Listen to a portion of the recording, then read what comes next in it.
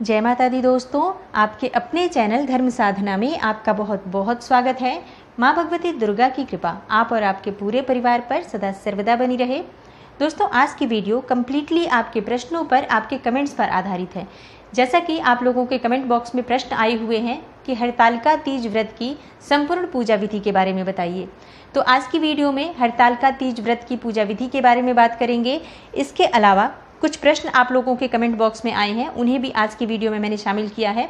जैसे कि मंदिर में या घर में कहाँ पूजा करना ज़्यादा श्रेष्ठ है, और अगर मंदिर नहीं जा सकते हैं तो क्या घर में पूजा कर सकते हैं, ये प्रश्न है आप लोगों का।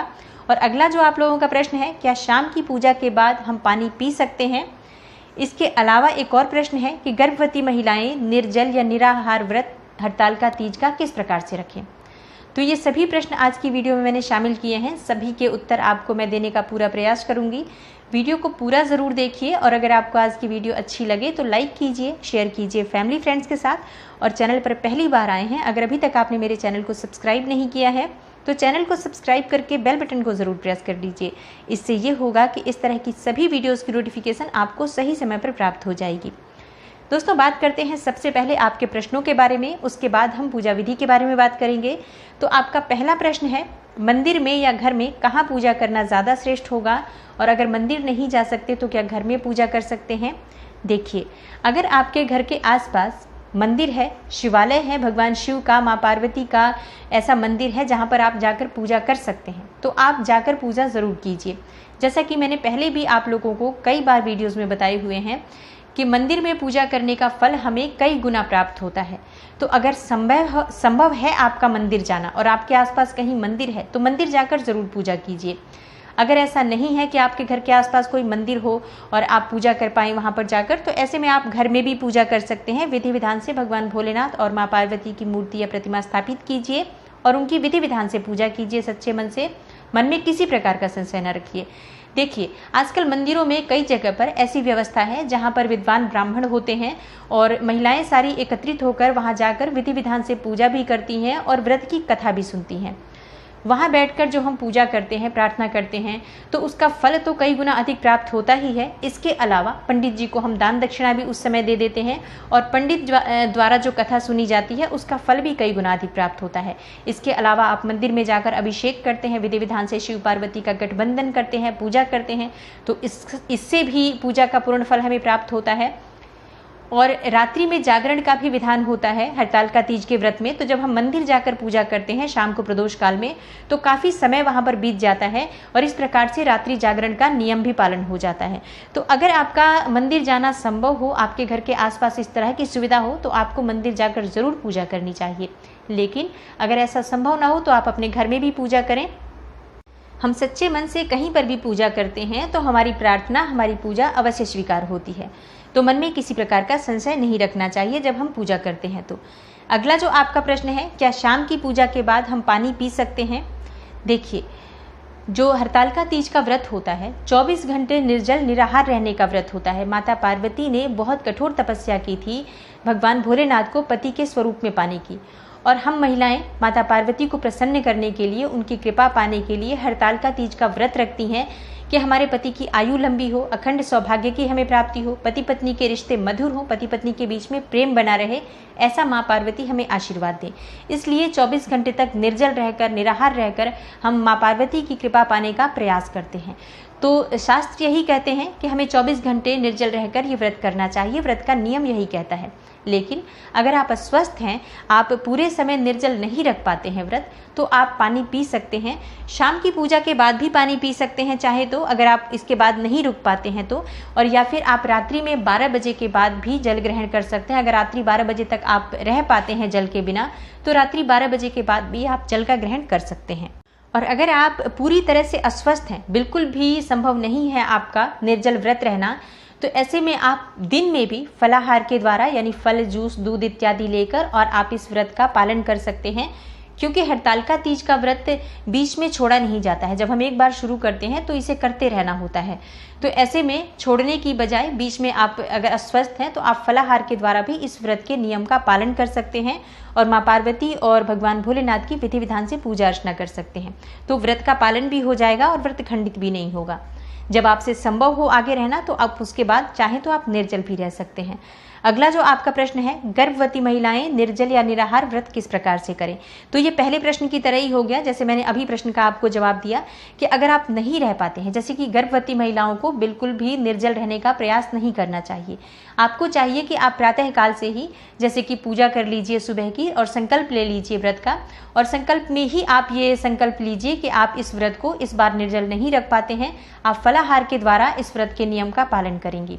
भगवान शिव माता पार्वती से क्षमा प्रार्थना कर लीजिए और आप प्रार्थना कीजिए कि अगली वर्ष मैं फिर से निर्जल जरूर रहूंगी, और इस प्रकार से आप प्रार्थना करके इस व्रत का पालन करें। दिन में भी आप फल, जूस, दूध इत्यादि लेकर या फिर जो प्रेगनेंसी में जो दवाइयाँ ली जाती हैं उन दवाइयों को लेकर आप ये व्रत करें।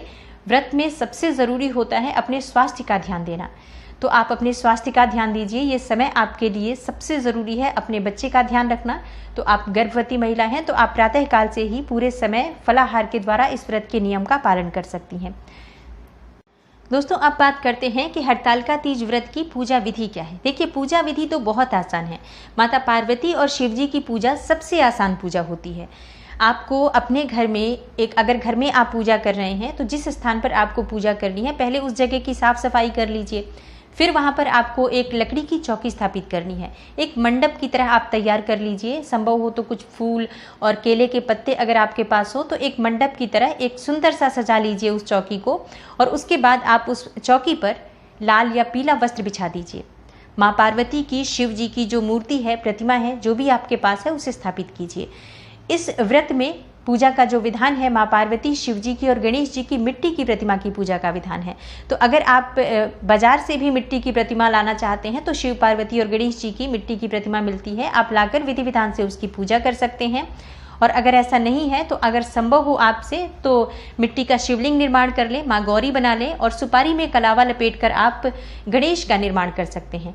और गौरी गणेश की स्थापना आप एक पात्र में चावल रखकर उस चावल पर कर दीजिए। शिवलिंग की स्थापना आप एक पात्र में कर दीजिए और उस चौकी पर स्थापित कर दीजिए।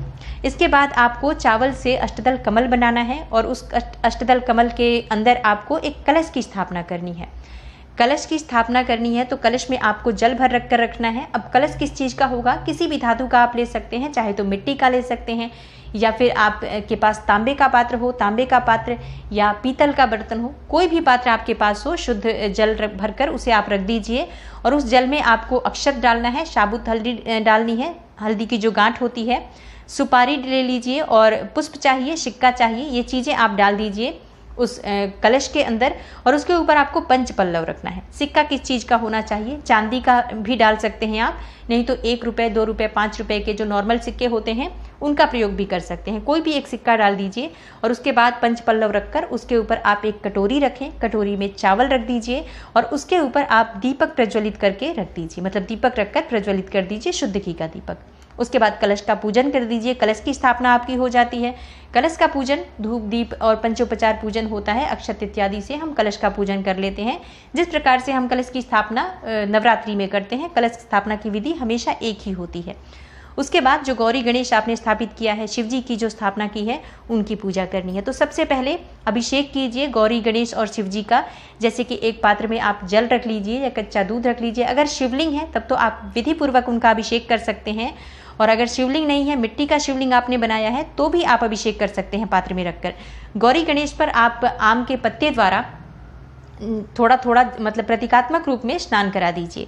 इस प्रकार से आपने गौरी गणेश और शिव जी का अभिषेक कर दिया। अभिषेक के बाद आपको पूजन करना है। तो सर्वप्रथम हमें गणेश जी की पूजा करनी होती है। तो गणेश जी को आप दूर्वा अर्पित करें, पुष्प, धूप इत्यादि अर्पित करें, जनेऊ अर्पित करें। वस्त्र अर्पित करना होता है तो वस्त्र स्वरूप में आप कलावा या कच्चा सूत जो होता है वो आप पीला धागा अर्पित कर सकते हैं वस्त्र के रूप में, प्रतीकात्मक स्वरूप में। माँ पार्वती की पूजा कीजिए। फिर उसके बाद पहले गणेश जी की पूजा, फिर माँ पार्वती की पूजा होती है। तो माँ पार्वती की पूजा कीजिए, उन्हें भी आप धूप, दीप, पुष्प अर्पित कीजिए। लाल पुष्प माँ को अर्पित कीजिए और पीले पुष्प गणेश जी को अर्पित करने चाहिए। भगवान गणेश को आप कोई भी पुष्प अर्पित कर सकते हैं, पीले, लाल, कोई से भी, लेकिन पीले पुष्प क्योंकि गणेश जी को बहुत प्रिय है तो ज़रूर अर्पित करें। लाल पुष्प माँ को अर्पित करें क्योंकि माँ पार्वती को जब हम लाल पुष्प अर्पित करते हैं तो सुख, समृद्धि और सौभाग्य की प्राप्ति होती है। तो गुड़हल या गुलाब के पुष्प माँ को अर्पित करें या गुलाब के पुष्पों की माला माँ पार्वती को अर्पित करें। सुहाग की सामग्रियाँ अर्पित करें। 16 सुहाग की सामग्री माँ को अर्पित की जाती है। तो अगर आपके पास 16 सामग्री अर्पित है, 16 सामग्री उपलब्ध है तो 16 सुहाग की सामग्री अर्पित करें। नहीं तो कुछ विशेष वस्तुएं जो कि ज़रूर होनी चाहिए, जैसे कि सिंदूर, बिंदी, चूड़ियाँ होनी चाहिए लाल, आलता चाहिए जो हम पैरों में लगाते हैं महावर स्वरूप में, मेहंदी माँ को ज़रूर अर्पित कीजिए, बिछुआ अर्पित कीजिए। और वस्त्र अर्पित किया जाता है तो वस्त्र स्वरूप में आप साड़ी अर्पित कर सकते हैं, या फिर 1.25 मीटर लाल या पीला कपड़ा भी आप माँ को अर्पित कर दीजिए वस्त्र स्वरूप में। तो इस प्रकार से माँ पार्वती की विधिवत पूजा अर्चना कीजिए। उसके बाद भोलेनाथ की भी प्रिय वस्तुएं उन्हें अर्पित करें। भोलेनाथ का अभिषेक हमने कर लिया है, तो उसके बाद बिल्व पत्र, भांग, धतूरा, सफ़ेद पुष्प भगवान को बहुत प्रिय है तो सफ़ेद पुष्प अर्पित करें। इस तरह से विधिवत पूजन कीजिए और भगवान से प्रार्थना करते रहिए। बीच बीच में आप मंत्र जप शुरू से लेकर अंत तक करते रहिए। पूजा के बीच में आप ओम नमः शिवाय का जप कर सकते हैं, ओम पार्वती पतिये नमः इस मंत्र का जप कर सकते हैं, ओम महागौर्यै नमः इस मंत्र का जप कर सकते हैं। कोई भी एक मंत्र लेकर आप पूरी पूजा संपन्न कर सकते हैं। या सर्वमंगल मांगल्ये शिवे सर्वार्थ साधिके शरण्ये त्र्यंबिके गौरी नारायणी नमोस्तुते, तो इस मंत्र के द्वारा भी आप पूजा कर सकते हैं। भोग अर्पित करें भगवान को, जैसे कि आप फलों का भोग लगा सकते हैं। गुजिया बहुत से जगह पर आज बनाई जाती है तो गुजिया का भोग भी लगा सकते हैं। मिठाई आप बाजार से मंगवा कर भी लगा सकते हैं भोग, चाहे तो अपने घर में भी बना लीजिए, लड्डू का भोग लगाइए। या फिर चूरमा भगवान को बहुत प्रिय है भोलेनाथ को, तो चूरमा का प्रसाद भी आप बना सकते हैं। आटे को घी में भूनकर उसमें आप शक्कर मिलाकर चूरमा तैयार करें, या फिर चूरमे का लड्डू तैयार कर सकते हैं आप। इस प्रकार से भोग स्वरूप में आप कोई भी वस्तु भगवान को अर्पित कर सकते हैं। जो भी आपने प्रसाद बनाया है वो भगवान को श्रद्धापूर्वक अर्पित कीजिए। उसके बाद आपको पान का पत्ता अर्पित करना चाहिए, तो आप पान के पत्ते पर लौंग, सुपारी और इलायची रखकर, और ये भगवान गणेश जी को भी अर्पित करें, माँ गौरी को भी अर्पित करना है आपको, और शिव जी को भी अर्पित करना है। दक्षिणा स्वरूप में सभी देवी देवताओं के पास आपको कुछ पैसे रखने चाहिए। जितना भी आपके पास सामर्थ्य हो उस स्वरूप में आप दक्षिणा स्वरूप में कुछ पैसे रख दीजिए। इस तरह से विधि विधान से पूजा की जाती है। और उसके बाद से जब पूजा आपकी पूर्ण हो जाती है तब आप अपने हाथ में, दाहिने हाथ में थोड़ा सा पुष्प, अक्षत, बिल्व पत्र लेकर और पुष्पांजलि अर्पित करें। मतलब आप एक तरह से पूजा पूर्ण हो जाती है तो हम क्षमा प्रार्थना भी करते हैं कि पूजा में अगर हमसे कोई भूल चूक हुई हो तो इसके लिए हे शिव जी, हे माँ पार्वती, हे गणेश, हमें क्षमा करें और हमारी पूजा को स्वीकार करें। इसके साथ ही अगर आपकी कोई विशेष कामना है तो आप अपने हाथ में वो वस्तुएं लेकर और भगवान के सामने अपनी मनोकामना कहें। इसके बाद आप वो जो हाथ में आपने पुष्प ले रखे हैं, अक्षत, धूप, अक्षत और पुष्प ले रखा है, वो भगवान के सामने, भगवान भोलेनाथ, माँ पार्वती और गणेश के सामने थोड़ा थोड़ा सा छोड़ दीजिए। दोस्तों, भगवान भोलेनाथ और माँ पार्वती की जब हम पूजा करते हैं, पूजा पूर्ण होने के बाद अपने हाथ में बेल पत्र और थोड़े से पुष्प ले लीजिए। उसके साथ ही आप थोड़े से अक्षत डालकर 1 रुपये का सिक्का ले लीजिए, या कोई भी जो आपके पास सिक्का हो, नॉर्मल 5-10 रुपये का भी हो, तो अपने हाथ में लेकर, और जो भी आपकी कोई भी विशेष मनोकामना है वो आप कहने के बाद, और फिर आप ये जो हाथ में ली हुई सामग्री है भगवान के सामने अर्पित करते हैं, छोड़ते हैं, तो ये आपकी कामना बहुत शीघ्र पूर्ण हो जाती है। इसलिए पूजा पूर्ण होने के बाद हमें ज़रूर ये उपाय करना चाहिए, अपने मन की कामना भी कहनी चाहिए, और जो भी हमसे भूल चूक हो जाती है पूजा में उसके लिए क्षमा प्रार्थना भी करनी चाहिए। उसके बाद भगवान भोलेनाथ की विधिवत आप आरती कीजिए। पहले आप शुद्ध घी के दीपक से आरती कीजिए, कपूर से आरती कीजिए, पूजा आपकी पूर्ण हो जाती है। इसके बाद रात्रि जागरण का विधान होता है, जैसे कि रात्रि में जागरण किया जाता है, तो आपसे जितना भी समय संभव हो आप रात्रि में जागरण करें। और नहीं तो कम से कम 12 बजे तक जागते हैं लोग, बहुत समय तक नहीं तो 12 बजे तक ज़रूर जागें, भजन कीर्तन करते रहें। जहाँ पर आपने पूजा की है वहीं बैठकर आपको भजन कीर्तन करते रहना होता है, और वहीं बैठकर आप कोई भी मंगल गीत गा सकते हैं, भगवान शिव की प्रार्थना कर सकते हैं, मंत्रोच्चारण कर सकते हैं। शिव पार्वती का विवाह का जो संवाद होता है वो पढ़ लेते हैं, या हरियाली तीज की कथा पढ़ लेते हैं, हड़ताल तीज की। तो जितना भी संभव होता है हम अगर उस स्थान पर बैठकर माँ की आराधना करते हैं, माँ पार्वती से प्रार्थना करते हैं, तो बहुत ही शीघ्र हमारी जो कामना होती है वो पूर्ण होती है, हमारे जीवन की परेशानियाँ दूर होती हैं, पति पत्नी के रिश्ते मधुर होते हैं और अखंड सौभाग्य की प्राप्ति होती है। दोस्तों, एक और प्रश्न आप लोगों का आता है कि अगर हम लोग शिवलिंग का निर्माण ना कर पाएँ, मिट्टी द्वारा शिवलिंग ना बना पाते हैं या गौरी गणेश नहीं बना पाते हैं, तो किस प्रकार से पूजा करें।